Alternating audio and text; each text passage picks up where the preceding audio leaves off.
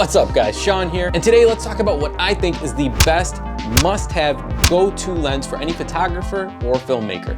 Let's go. You must find them for me and destroy them.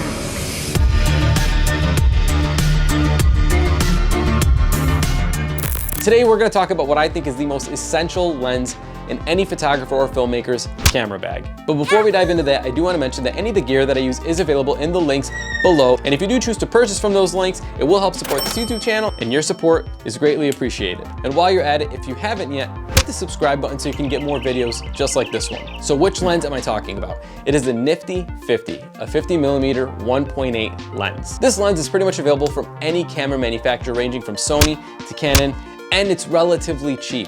I call this the perfect lens for the budget filmmaker. You can pick this lens up for as little as 200 bucks and maybe even cheaper. It all depends on where you're purchasing from and which brand you decide to go with. So what makes a 50mm 1.8 lens so great? Well, first off, it's extremely fast. And what do I mean by fast? The fact that you can shoot at a 1.8 aperture means you can crank the shutter up pretty high. This means that you'll get much less motion blur in your photograph while maintaining beautiful depth of field. And onto depth of field, this lens creates beautiful bokeh images. It's not only good for bokeh images, I use this lens for food photography, and for filming, I even use it for my interviews. The only thing I don't recommend a 50mm lens for is landscape photography.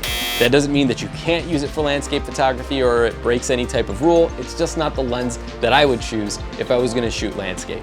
I would go with something much wider, maybe like a 16mm lens. So something that I do want to note is that if you do have a cropped censored camera, something like an A6400 or something from Canon's T-series, you're gonna be getting a cropped version of a 50mm lens. That means you're actually gonna be shooting at around 80mm instead of 50. Something else that I do want to mention that is if you do have a full frame camera, you'll want to purchase the full framed version of this lens. And vice versa. If you're shooting on a crop censored camera, then you'll want to get a crop censored version of the 50mm lens, as that's specifically what it's made for. And what about you guys? What's a must-have lens that you guys recommend in everybody's camera bag?